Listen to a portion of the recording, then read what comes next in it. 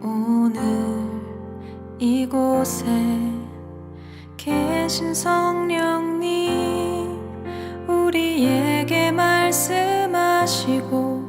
우릴 가르치소서. 닫힌 우리 맘 열어주시고 주의 빛으로 밝혀 우릴 인도하소서. 주님보다 앞서지 않고 겸손하게 주님의 말씀 기다리니 주님 손에 우릴 드립니다. 사랑으로 인도하소서.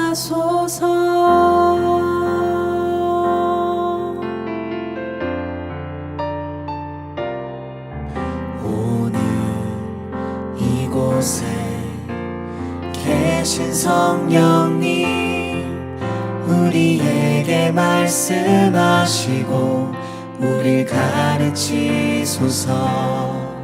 닫힌 우리 맘 열어주시고 주의 빛으로 밝혀 우릴 인도하소서. 주님보다 앞서지 않고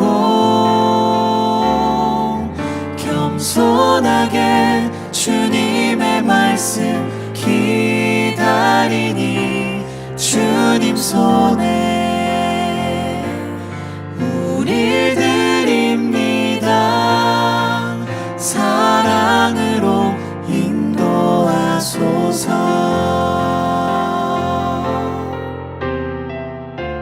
창조하신 모습 떠난 우리를 예수님 닮게 빚으소서.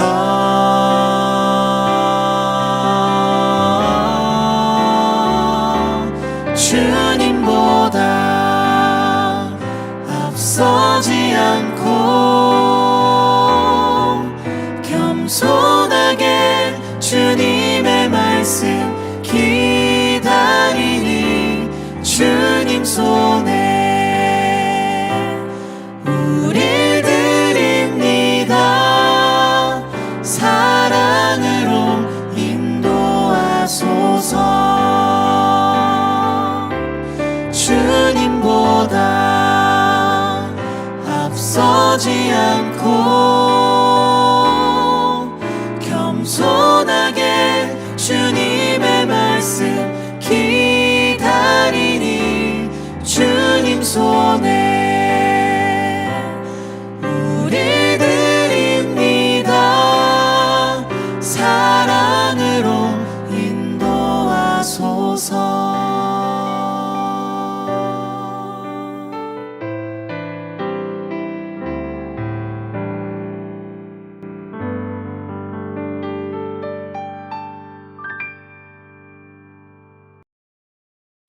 오늘 아침에 우리 함께 나눌 말씀은 사도행전 2장 21절부터 27절까지 말씀입니다.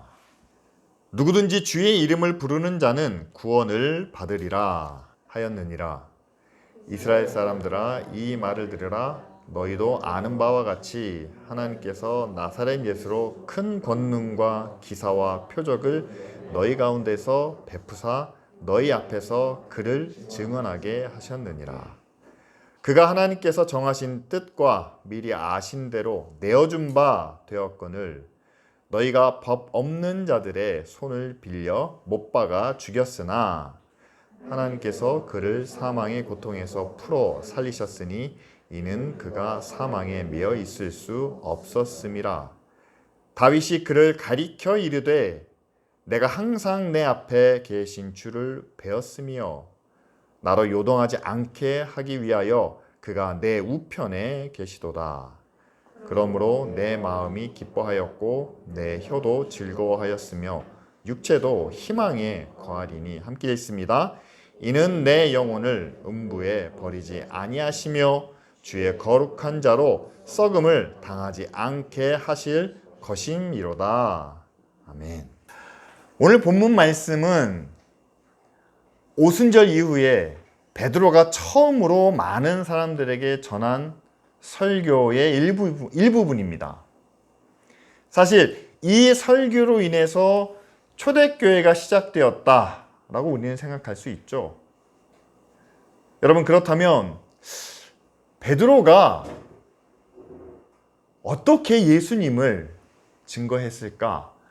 베드로가 전한 복음은, 베드로가 증거한 예수님은 어떤 모습일까? 우리는 궁금하게 생각할 수 있습니다. 왜냐면은요, 여러분, 사도행전의 베드로가 아니라 여러분 마태복음이나 누가복음, 요한복음에 나와 있는 베드로를 한번 생각해 보시기 바랍니다. 3년 동안 예수님을 가장 가까이에서 모셨던 제자가 베드로입니다. 그런데 여러분, 베드로와 예수님과의 좀 이렇게 마찰, 부딪힘이 몇 번 있었던 것을 우리는 기억하죠. 예수님의 생각과 베드로의 생각이 조금 달랐습니다. 예수님이 가시는 방향과 베드로가 생각하는 방향이 달라서 몇 번 베드로가 예수님을 막아서기도 했죠. 대표적인 예가 가이사랴 빌립보에서 예수님께서 너희는 나를 누구라 하느냐 했을 때 베드로가 담대하게 신앙 고백했습니다. 주는 그리스도시요 살아계신 하나님의 아들이십니다.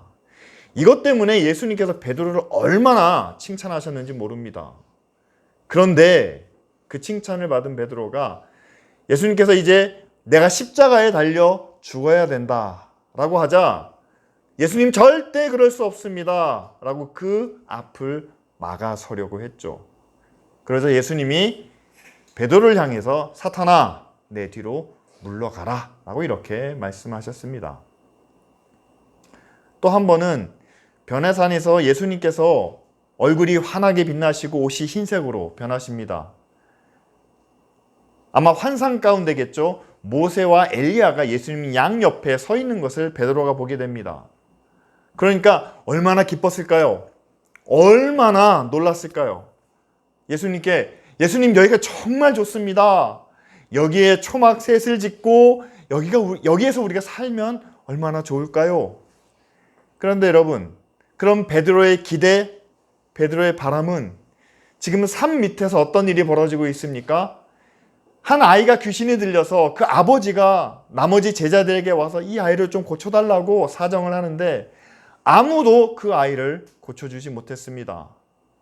산 밑에서 어떤 일이 벌어지는지 전혀 무관심하게 오히려 거룩하신 영광스러운 예수님과 함께 지낼 것만 생각하는 좀 좁은 그런 베드로의 모습을 우린 볼 수 있지 않습니까? 그리고 베드로의 마지막 모습은 복음서에 기록되어 있는 예수님이 십자가 지시기 전에 그 마지막 모습은 이런 거였죠. 마지막 예수님과 유월절 식사를 거의 마치고 난 다음에 다른 제자들과 함께 베드로는 이렇게 말합니다. 우리는 절대로 주님을 버리지 않겠습니다 라고 고백하죠. 그랬는데 예수님께서 그 베드로에게만 꼭 집어서 이렇게 말씀하십니다. 닭이 3번 울기 전에, 제가 순서를 거꾸로 했죠. 닭이 울기 전에 네가 3번 나를 부인하리라. 실제로 베드로는 예수님을 3번 부인하고 저주까지 하게 됩니다. 자, 이게 베드로였습니다. 그 베드로가 이제 오순절에 예수님을 증거하는 말씀을, 복음을 전해야 됩니다. 오순절이죠. 50일밖에 지나지 않았습니다. 과연 50일 동안 베드로는 얼마나 달라졌을까요? 그 50일 기간 동안 베드로는 무엇을 깨달았고 어떤 것을 느꼈고 그는 과연 예수님을 어떻게 증거할 수 있을까요? 우리는 달라진 베드로의 모습을 생각하면서 왜, 어떻게 그렇게 달라질 수 있었는지를 생각해보고 베드로가 달라졌다면 저나 여러분들이 달라지지 못할 이유가 없지 않겠습니까? 만약에 예수님이 저와 여러분들에게 똑같이 약속해 주셨다면, 그리고 사도행전 2장은 잘 아시는 것처럼 성령이 기도하는 자들에게 임하신 그 사건 가운데 나타난 일이기 때문에 2000년 전에 성령이 지금 저와 여러분들에게도 똑같이 임한다면 베드로가 보여줄 수 있는 변화를 저와 여러분들도 함께 나타낼 수 있다는 사실이죠. 그런 관점에서 오늘 말씀을 우리 함께 나누길 원합니다. 자, 오늘 말씀 21절에 보면은요, 이제 베드로는 예수님에 대해서 이렇게 이야기합니다. 주의 이름을 부르는 자는 누구든지 구원을 얻으리라 라면서 예수님을 유일한 구원자로 소개하고 있죠. 4장 12절에 보면은요, 이제 나중에 베드로가 어디에 끌려가냐면 대제사장들과 장로들 앞에 끌려나가게 됩니다. 거기서는 똑같은 내용이지만 조금 다른 표현으로 예수님을 증거합니다. 구원받을 만한 다른 이름을 하나님이 주신 적이 없다. 오직 예수님만이 우리를 구원하실 수 있다라고 그는 증거하고 있죠. 그런데 여러분, 이게 아무 근거 없이 나는 그렇게 믿습니다 라고 말한다면 좀 문제가 되겠지만, 베드로는 분명한 이유와 근거를 22절에 우리에게 전하고 있습니다. 예수님께서 많은 능력을 나타내셨습니다. 기적을 행하셨습니다. 또한 많은 사람들을 치유해 주셨습니다. 그런데 구약의 예언자들도 그런 능력을 나타냈었죠. 뿐만 아니라 우상을 섬기는 자들도, 바알의 제사장들도 기적과 능력을 나타냅니다. 그런데 베드로가 바라보는 예수님의 능력, 예수님이 행하신 기적은 그것들과는 달랐다는 거죠. 그래서 22절에 뭐라고 말씀하냐면요, 하나님께서 예수님에게 기적과 표적을, 그리고 권능을 나타낼 수 있게 하셨는데, 그 기적이, 그 권능이 바로 그를, 다시 말하면 예수님을 증명하는 하나님의 증언이다 라고 이렇게 말하고 있습니다. 하나님께서 예수님을 통해서 기적을 나타내게 하시는 겁니다. 능력을 행하시게 하는 겁니다. 왜요?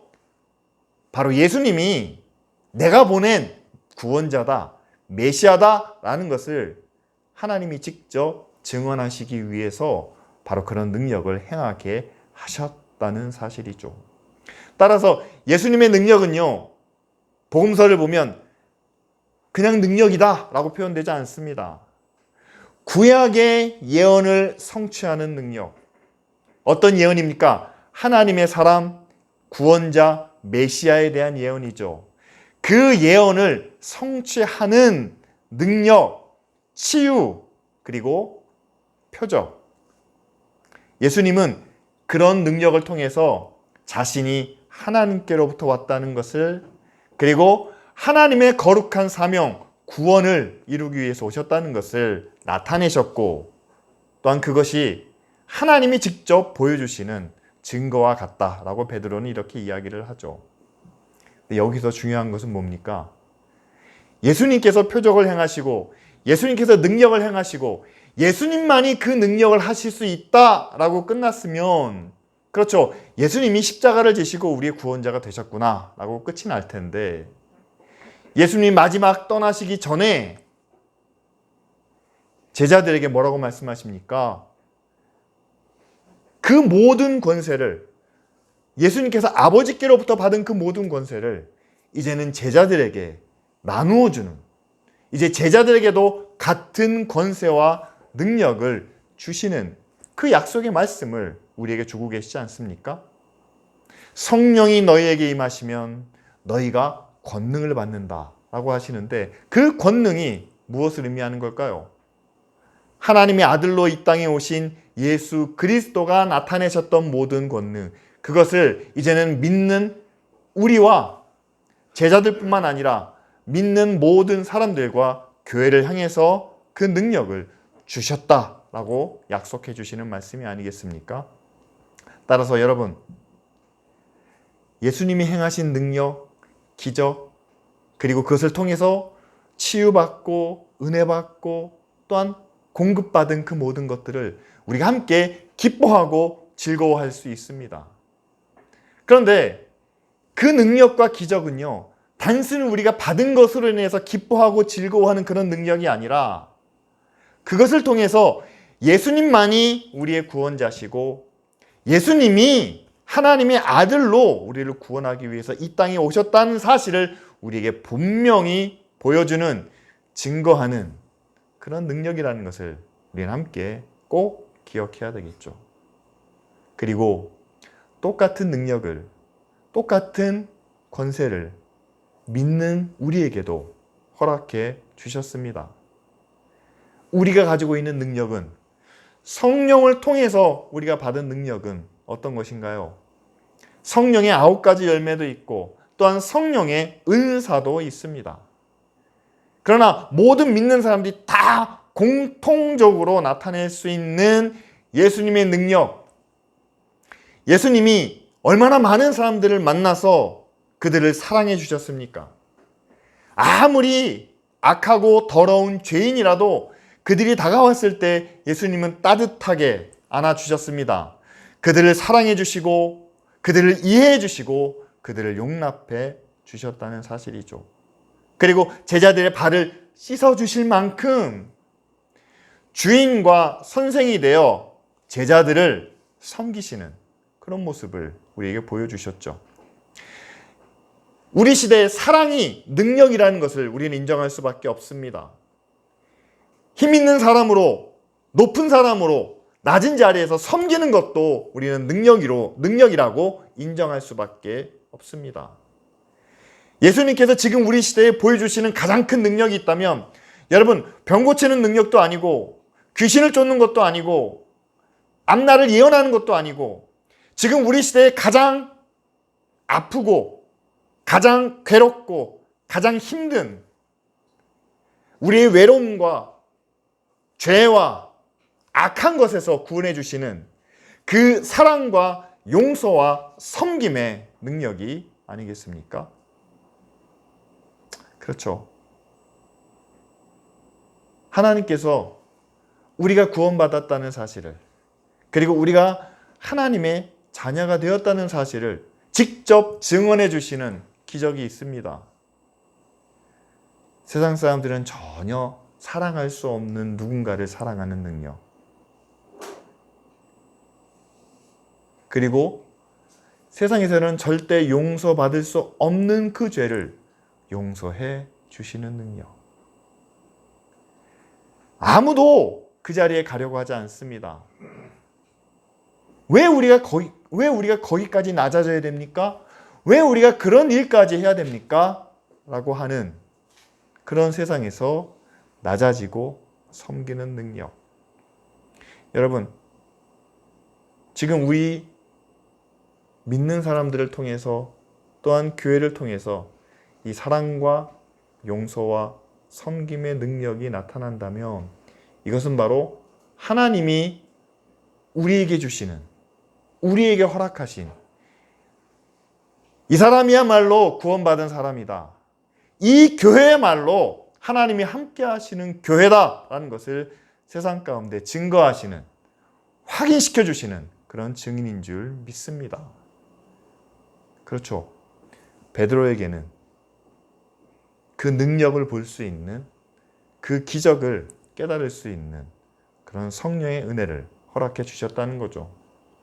그리고 두 번째로 베드로에게 주신 그 성령의 역사는 바로 이거였습니다.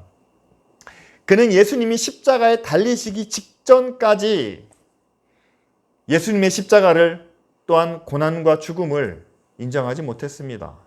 끝내 부인했었죠. 그런데 오늘 말씀을 보니까 50일 만에 그의 생각이 전혀 달라진 것을, 완전히 뒤바뀐 것을 우리는 볼 수 있습니다. 23절에 나오는 말씀이죠. 베드로가 과연 예수님의 십자가를, 예수님의 죽음을 어떻게 정의하고 있습니까? 이렇게 말합니다. 하나님이 정하신 뜻대로 자신을 내어주셨다라고 그렇게 십자가를 이야기합니다. 우리를 구원하시기 위해서, 우리를 죄악에서 살리시기 위해서 하나님의 뜻대로, 그리고 자신을 스스로 내어주신 그 행위를 십자가로 표현하고 있지 않습니까? 여러분, 하나님의 아들이 십자가에서 죽는다는 것은요, 십자가는 저주의 상징입니다. 나무에 달려 죽은 것을 성경에서는 하나의 저주로 여기고 있거든요. 그리고 예수님이 누구의 손에 의해서, 누구의 재판에 의해서 죽으셨습니까? 바로 로마 총독인 빌라도죠. 유대인들이 개와 짐승처럼 여겼던 사람들의 손에 넘겨져 저주의 상징인 십자가에서 죽으셨습니다. 하나님의 아들이 그렇게 죽었다는 것은요, 거의 신성모독에 가깝죠. 그런데 그렇게 바라봤던 베드로가 달라졌습니다. 십자가는 하나님의 정하신 뜻에 의해서. 뿐만 아니라 예수님은 그 고난을, 그 죽음을 스스로 자신을 내어주는 그런 행동으로 나타내셨다는 거죠. 여러분, 베드로가 예수님의 십자가를 막아섰던 이유는 예수님이 십자가를 지시면 자신도 져야 되지 않느냐, 나는 어떻게 되느냐라는 생각 때문이 아니었을까요? 지금도 역시 마찬가지입니다. 우리는 예수 그리스도의 십자가는 날마다 부르짖고 외치지만 예수님께서 우리에게 말씀해 주시는 너 자신을 부인하고 너의 십자가를 지고 나를 쫓으라 라는 말씀에 내가 져야 될 십자가에 대해서는 우리는 그렇게 깊이 생각하려고 하지 않습니다. 그런데 오늘 베드로가 예수님의 십자가를 하나님이 정하신 뜻이고 예수님은 자기 자신을 스스로 내어주셨다라고 고백했을 때는 베드로 자신도 자신에게 주어진 십자가와 또한 자기 스스로를 내어줄 수 있는, 자기도 십자가를 칠 수 있다는 사실을 인정하고 또한 그것을 받아들이는 그런 믿음과 용기를 가졌기 때문이 아닐까요? 여러분, 믿음의 고백에 있어서는 반드시 용기가 필요하다는 사실을 제가 여러 차례 여러분들에게 말씀을 드렸습니다. 왜냐하면 이 용기가 없다면 아무리 내가 마음으로는 믿는다 해도 그것을 겉으로 표현하지 못하기 때문이죠. 오순절까지 기도했던 사람들이 그랬습니다. 부활하신 예수 그리스도를 만났지만 그러나 그 예수 그리스도를 당당하게 사람들에게 전할 수 있을 만큼의 용기는 아직 그들 안에 부족했지 않을까, 우리는 그렇게 생각할 수 있죠. 그런데 여러분, 성령이 그들 가운데 임하고 그리고 그들이 함께 나가서 복음을 외친 이후에 교회의 모습을 보면 사도행전에 기록되어 있는 모든 사도들과 교회와 성도들의 모습 가운데 여러분, 그들 가운데는 전혀 십자가에 대한 두려움, 고난에 대한 불안, 죽음에 대한 절망은 찾아볼 수 없습니다. 여러분, 놀랍지 않습니까? 부활하신 예수님을 만났지만 여전히 그들은 함께 모여 있었습니다. 나가고 싶지만 못했습니다. 전하고 싶어도 불안했습니다. 그런데 성령이 그들 가운데 임한 이후로는 달라졌습니다. 누가 떠밀지 않았지만 그들은 힘있게 나갔습니다. 불안한 마음이 갑자기 사라졌을까요? 아니요. 불안한 마음은 여전히 남아있지만 그들은 담대하게 외쳤습니다. 사람들의 위협이 끌려가서 재판을 받고 처형될 수 있다라는 그런 상황이 달라졌을까요? 아니요. 그 위에도 계속해서 핍박과 고난이 그들 앞에 있었습니다. 변화된 것은 성령이 그들의 마음을 변화시키시고 특별히 하나님의 약속의 말씀에 대한 분명한 믿음을 통해서 그들에게 용기를 주셨다는 사실, 이 한 가지가 사도행전 2장에 이와 같은 변화를 만들어냈다는 사실이죠. 하나님의 약속을 믿었습니다. 그런데 그냥 우리가 믿는 것처럼 그대로 그냥 아는 것으로 생각하는 것으로 믿는 것이 아니라 이 약속은 반드시 이루어지고 실제로 우리의 생활 속에서 우리의 삶 속에서 하나님의 구원이 나타날 수 있다라는 믿음을 가지고 그들은 그 믿음에 근거한 용기를 얻을 수 있었다는 사실이죠. 이 땅에서의 고난은 핍박은 피할 수 없지만 그러나 천국에 약속되어 있는 하나님의 은혜와 또한 기쁨이 있다는 것을 그들은 마음으로 믿었을 뿐만 아니라 그것을 행동으로 실천할 수 있는 그런 용기를 가지게 되었다는 사실입니다. 따라서 여러분, 초대교회의 모습과 지금 우리의 모습이 다르다면 우리의 믿음 때문이 아니고 성령의 은사 때문도 아니고 믿음을 통해서 주시는 용기가 부족하지 않은가. 그 믿음을 통해서 하나님의 말씀과 약속이 우리에게 이루어질 것을 믿고 용기 있게 나갈 수 있는 그 은혜를 우리가 성령께 구해야 되지 않겠습니까? 마지막으로 성령이 주시는 그 약속을 확실하게 믿은 베드로는 예수님이 더 이상 사망에 매여 계실 수 없다라고 이렇게 선언합니다. 하나님의 아들이 어떻게 사망에 매여 있을 수 있겠습니까? 그러면서 베드로는 구약 시편 16편에 나오는 하나님을 향한 다윗의 찬양을 인용하면서 다윗이 찬양하고 있는 이 하나님이 바로 우리에게 오신 예수 그리스도시다 라고 이렇게 고백을 합니다. 그래서 시편 16편에 나오는 여호와 하나님의 거기에 예수 그리스도 우리의 주님을 대신 대입해서 이렇게 찬양을 하죠. 내 앞에 계신 주님이 이제는 내 오른편에 계시기 때문에 나는 요동하거나 흔들리지 않습니다. 주님이 나에게 약속해 주시는 그 말씀 때문에 내 마음이 기쁘고 즐거우며 우리의 육신의 삶도 안전하니 이제는 희망이 넘칩니다. 주님은 절대 우리를 음부에 버려두지 않으시고 우리에게 생명의 길을 보이시니 우리의 기쁨이 충만합니다. 다윗이 이스라엘의 왕으로 왕좌에 앉아서 하나님을 향하여 찬양했던 그 찬양을 이제 베드로는 하늘 보좌 우편에 계신 예수님을 바라보며 보이지 않는 그 예수님을 향하여 예수님이 바로 우리의 하나님이시고 우리의 왕이시고 우리의 주인이 되십니다 라고 이렇게 찬양하고 있습니다. 여러분, 우리가 찬양하는 예수 그리스도는 그리고 우리가 찬양하는 하나님은 지금 과연 어디에 계신가요? 우리는 마음으로 믿습니다. 저 하늘에 계십니다. 예수님은 보좌 우편에 앉아 계시고 우리를 위하여 천국을 지금 준비하고 계십니다. 그리고 그 천국이 완성되면 다시 오셔서 우리를 그 천국으로 영접해 주실 겁니다. 그런데 그 예수님이 하늘 보좌 우편에 계실 뿐만 아니라 지금 우리와도 함께 계신다라는 그 베드로의 찬양을, 베드로의 고백을 우리도 성령의 능력을 통해, 성령의 은사를 통해 우리도 확신하고 우리도 믿고 우리도 의지해야 하지 않겠습니까?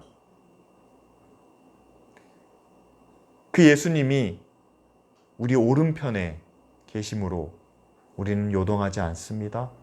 흔들리지도 낙심하지도 않습니다.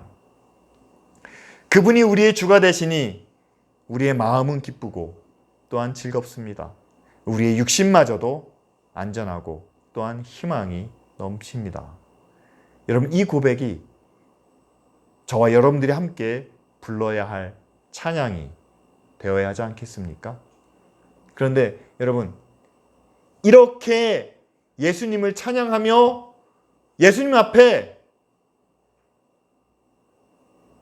예수님의 말씀을 전했던 이 베드로가 바로 50일 전에는 예수님을 부인하고 저주했던 그 베드로였다는 사실을 여러분 꼭 기억하시길 바랍니다. 성령께서 연약하고 부정적이고 힘이 없는 베드로를 바꿔주셨습니다. 예수님과 항상 부딪힘이 있었고 예수님의 길을 막아섰던 그 베드로를 성령이 다르게 만들어 주셨습니다. 누구보다 먼저 예수님을 유일한 구원자로 고백했고 뿐만 아니라 그 예수님이 하나님의 아들로 우리를 위하여 많은 능력과 기적을 나타내셨는데 그것이 바로 우리의 구원자 되시는 증거이며 뿐만 아니라 그분은 지금도 우리와 함께 하셔서 우리에게 많은 은혜를 능력을 나타내시는 분으로 고백할 수 있는 증거할 수 있는 그런 용기 있는 제자로 그를 변화시켜 주시죠. 이 시간 여러분 우리도 성령 안에서 이런 변화를 좀 경험하고 싶지 않습니까? 알고 있는 말씀, 알고 있는 하나님, 알고 있는 예수 그리스도는 우리 안에 차고 넘치지만 그러나 그 말씀과 그 뜻대로 내가 살고 있는지 과연 하나님이 그것을 이루어 주시는지는 우리는 아직도 확신하지 못하고 의심하며 불안한 가운데 있습니다. 그런데 이것이 단순히 믿음이 부족해서 은혜가 없어서 능력이 없어서가 아니라 여러분 성령께서 우리에게 말씀해 주시는 것을 우리가 믿을 뿐만 아니라 그대로 이루어진다는 확신 안에서 우리가 가져야 될 용기가 필요하다는 사실이죠. 이 시간 오늘 말씀을 전하고 있는 이 베드로의 모습이 저와 여러분들의 모습이 될 수 있도록 우리가 함께 기도하기를 원합니다.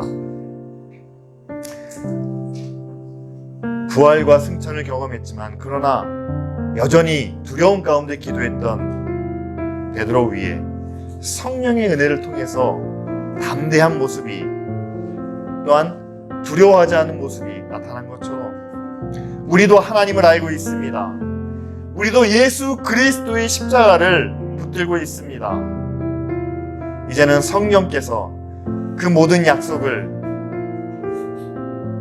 또한 하나님이 우리에게 말씀해 주신 그 천국의 은혜와 영광을 이제는 확실히 믿고 의지하여 담대하고 용기 있는 하나님의 자녀로 살아갈 수 있도록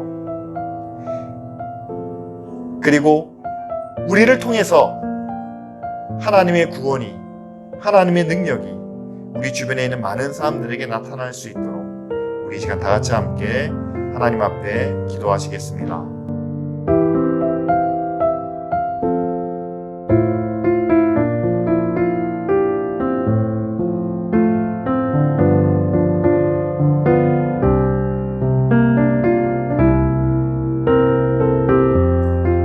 예수님의 십자가를 가로막으며 두려움 앞에 예수님을 3번이나 부인했던 그런 베드로의 연약하고 부족한 모습이 우리 안에 있는 것을 고백합니다.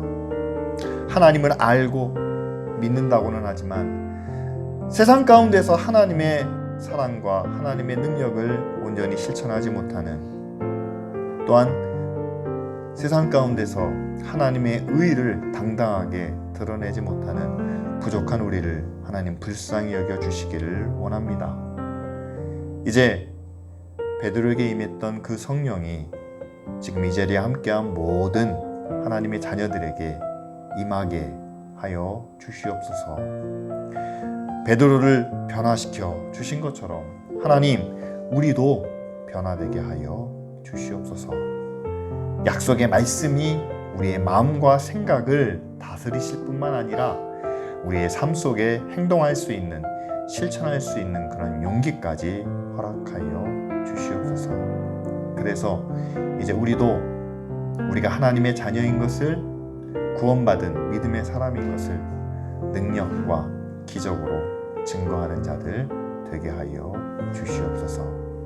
그래서 우리도 하나님께 이렇게 찬양할 수 있기를 원합니다. 하나님이 늘 우리와 함께 하시니 우리는 흔들리지 않습니다. 하나님으로 인해 우리의 마음이 기쁘고 즐거우며 우리 안에 희망이 넘칩니다. 생명의 길을 우리에게 보이셨으니 우리의 기쁨이 충만합니다. 이 기도가 기쁜 우리 교회 모든 성도들의 기도가 되게 하옵소서. 예수님의 이름으로 기도합니다. 아멘.